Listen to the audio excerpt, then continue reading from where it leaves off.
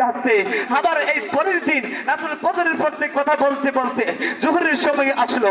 জোহরের সময়ের পর আবার আসরের নামাজ চলে আসলো। আসরের সালাতের পর আবার মাগরিবের সময় চলে আসলো। মাগরিবের পর আবার এশার চলে আসলো। ওই দিন রাসূল সাল্লাল্লাহু আলাইহি সাল্লাম পৃথিবীর মধ্যে কি হবে কি না হবে, মানুষ কোথায় মৃত্যুবরণ করবে, আঙ্গুল দিয়ে ইশারা দিয়ে দিয়ে মানুষকে দেখায় দিয়েছেন। সুবহানাল্লাহ বলেন জোরে। সময় শেষ হয়ে গেছে, আমরা যতদিন পর্যন্ত থাকবো ইয়া রাসূলুল্লাহ স্লোগান সবসময় আমরা রাখবো। সাহাবী বলতেছে ইয়া রাসূলুল্লাহ মান লাকিয়া নবী সাল্লাল্লাহু আলাইহি ওয়াসাল্লাম ইদা ফাআলা ইয়া আবি আরদ ফাআন্নি। ও ইয়া রাসূলুল্লাহ আমার বাবাকে আমি খুঁজে পাইতেছি না। ও ইয়া হাবিবাল্লাহ আমার বাবা কোথায়? রাসূল তিনি কোনো কথা বলে না। ফাস্তা আবার বাবাকি। ও ইয়া রাসূলুল্লাহ আমি তার পায়ের মধ্যে জড়িয়ে বললাম উম্মাকা তারদা ইয়া রাসূলুল্লাহ সাল্লাল্লাহু আলাইহি সাল্লাম আয়েশা ওয়া আবিকা ওয়া উম্মাকা। রাসূল বলতে লাগলেন, এই সাহাবী বলতে লাগলেন রাসূলের কাছে ইয়া রাসূলুল্লাহ আমার বাবা তো চলে গেছে, আমার মা চলে গেছে, আমার গর্ভ প্রসব বেদনা হওয়ার সময় আমার মা দুনিয়া হাত থেকে ইন্তিকাল করেছেন। ও ইয়া রাসূলুল্লাহ আমার বাবাকে নিয়ে আমি অনেক দিন যাবত আয়ুষ্য জীবন যাপন করেছি। ও ইয়া রাসূলুল্লাহ আমি এখন কাকে নিয়ে চলবো? আর রাসূল তো এরকম নবী, যেই নবী বলতে লাগলেন হযরত বাশিরকে বলতে লাগলেন হে বাশির তুমি কোনো চিন্তা করিও না, আজকে থেকে আমি হলাম তোমার বাবা আর তোমার মা হলো একটা চিৎকার করে বলো আল্লাহু আকবার। আসুন বাবারা, যে আল্লাহ আমাকে আপনাকে পৃথিবীর মধ্যে প্রেরণ করেছেন, আল্লাহ পাক রব্বুল আলামিন কুরআনুল কারীমের মধ্যে ৮২ বার সালাতের কথা বলেছেন। উভয় জায়গার মধ্যে আল্লাহ পাক রব্বুল আলামিন বান্দাদেরকে ইরশাদ করতেছেন, আল্লাহ তাআলা সালাত যেমন একটা ইবাদত, তদ্রূপ আল্লাহ তাআলার জিকিরও একটা ইবাদত। তাই আপনারা সবাই বলেন আল্লাহ তাআলার জিকির করার দরকার আছে না নাই? আওয়াজ করে বলুন দরকার আছে নাকি নাই? সবাই পাঞ্জল বাসায় মনটারে মদিনাওয়ালার সঙ্গে লাগাইয়া মাথাটাকে নাড়াইয়া দিলটাকে নরম করে সবাই পড়ি আল্লাহ আল্লাহ আল্লাহ আল্লাহ আল্লাহ আল্লাহ আল্লাহ আল্লাহ আল্লাহ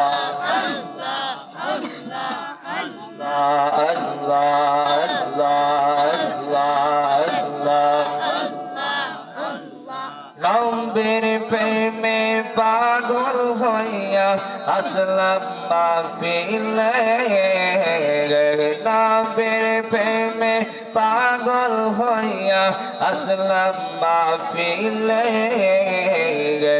আমার জীবন ধন্য হইত নবীরে পাইলে ইয়া মাশাআল্লাহ আল্লাহ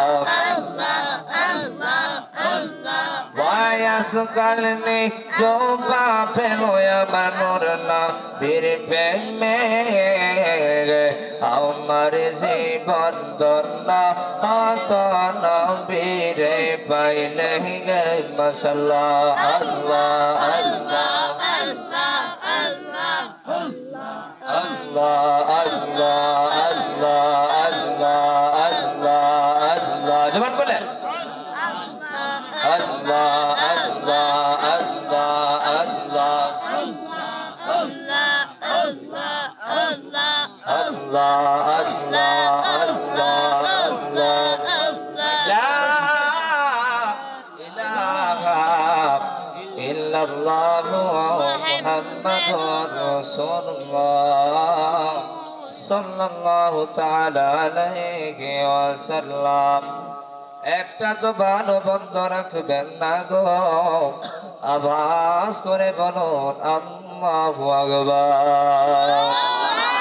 মায়ার সুরে বলো ইয়া ওয়ালি আল্লাহ, আর জবানটা ছেড়ে দিয়ে বলো ইয়া ওয়ালি আল্লাহ। ইয়া ওয়ালি আল্লাহর দনি দেওয়ার দরকার আছে নাকি নাই? আল্লাহর হাবিব ডাক দিয়া বলে পৃথিবীর মানুষেরা আগু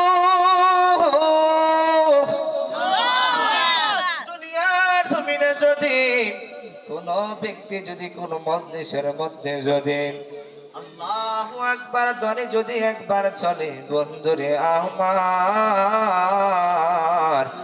ওই জায়গার মধ্যে 1 বছর পর্যন্ত আল্লাহর রহমতের ফেরেশতারা বৃষ্টি বর্ষণ করে, আওয়াজ করে বলা যাবে আল্লাহু আকবার। আর জোরে বলেন ইয়া ওয়ালি আল্লাহ। ওই মাহফিল ধারাবাহিকভাবে চলবে, টাইমিং টাইট করে নেন। আল ওয়াক্তু লা ইয়ানতাজিরু লি আহাদিন। ও বন্ধুরে, ও আব্বাজিরা আমার, কথা কুয়ার সময় আমার নাই। ও বন্ধুরে বাবারা, মাগরিবের আযান দিয়েছে, মাগরিবের পর সময় চলে যাচ্ছে, কারো জন্য সময় অপেক্ষা করে নাই, অর্থাৎ সময়ের জন্য আমরা অপেক্ষা করতেছি।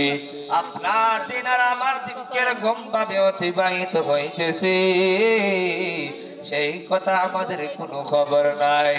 আল্লাহ পাক রব্বুল আলামিন কুরআনুল কারীমের মধ্যে ডাক দিয়া বলে, কুল ইন্নাল মাউতাল্লাযী তাফিরুনা মিনহু ফাইন্নাহু মুলাকীকুম তুম্মা তুরাদ্দুনা ইলা আলিমিল গায়ব।